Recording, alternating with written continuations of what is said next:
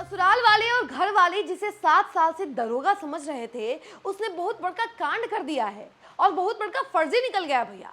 ये मामला जानेंगे तो आप भी हैरान रह जाएंगे। नमस्कार, न्यूज़ फॉर नेशन देख रहे हैं आप और मैं हूं सानिया आपके साथ।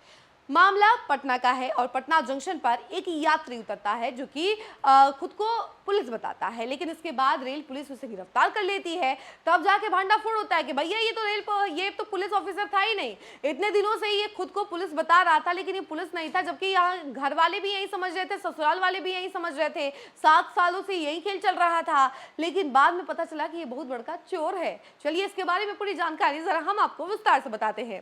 तो देखिए, पटना जंक्शन के प्लेटफॉर्म नंबर 1 पर शनिवार को वंदे भारत एक्सप्रेस से उतर रहे एक फर्जी दरोगा को रेल पुलिस ने पकड़ लिया। वह ट्रेनों में पुलिस की धौंस जमाकर यात्रियों के सामान पर हाथ साफ कर देता था।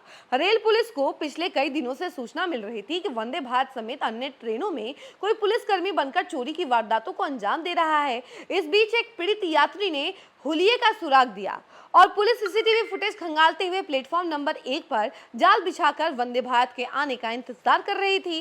तभी रंजन सिविल ड्रेस में उतरता दिखा। जैसे ही पुलिस ने उसे घेरा, वह पुलिस कर्मियों पर ही भड़क गया और खुद को दरोगा बताकर धौंस जमाने लगा। हालांकि जब रेल पुलिस ने उसे थाने ले जाकर सख्ती से पूछताछ की तो उसकी सारी हेकड़ी निकल गई। रंजन के घर वाले और ससुराल वाले पिछले 7 साल से उसे सचमुच का दरोगा समझ रहे थे और रंजन ने पुलिस को बताया कि उसकी शादी साल 2018 में नालंदा के इस्लामपुर में हुई थी। 2019 में उसने दारोगा की परीक्षा दी, लेकिन फेल हो गया। समाज और ससुराल में थू थू ना हो, इसलिए उसने घर पर झूठ बोल दिया कि उसकी सरकारी नौकरी लग गई है और उसे दारोगा का पद मिला है। इस झूठ को सच साबित करने और इसके अलावा पैसों का इंतजाम करने के लिए उसने ट्रेनों में चोरी और लोगों से ठगी का रास्ता चुन लिया। फिलहाल पुलिस ने रंजन के परिजनों को उसकी गिरफ्तारी की सूचना दे दी है।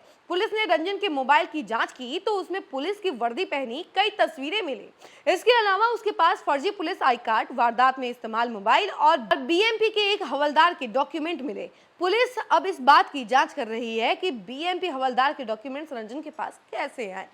तो देखिए, ये था एक युवक जिसने इतना अच्छे तरीके से प्लानिंग कर रखा था और पूरा फिल्मी अंदाज में चोरी की घटना को अंजाम देता था और घर में बताता था कि अरे हम तो पुलिस वाले ही हैं। हाँ, और हम अब पुलिस का काम करते हैं, तो देखिए आप ऑफिसर है तो हमको बहुत ज़्यादा काम रहता है और जितना पैसा आता है उसी काम से आता है, सरकारी पैसा है और ये बिल्कुल भी गलत पैसा नहीं है। लेकिन बाद में जब ये गिरफ्तार हो जाते हैं तो बड़का खुलासा हो जाते हैं। घर वाले और ससुराल वाले एकदम स्तब्ध रह जाते हैं कि भाई ये क्या हुआ, ये तो इतने साल से पुलिस बन के ढोंग कर रहा था, इतने साल से ये झूठ बोल रहा था कि बताया ही नहीं जा सकता है। अब सब लोग यही समझ रहे थे कि ये बड़का ऑफिसर है, भाई पुलिस वाला है, इसे थोड़ा सोच समझ के ही बोलना चाहिए। और हर जगह ये धौंस जमा करके पैसे भी ऐंठ लेता था।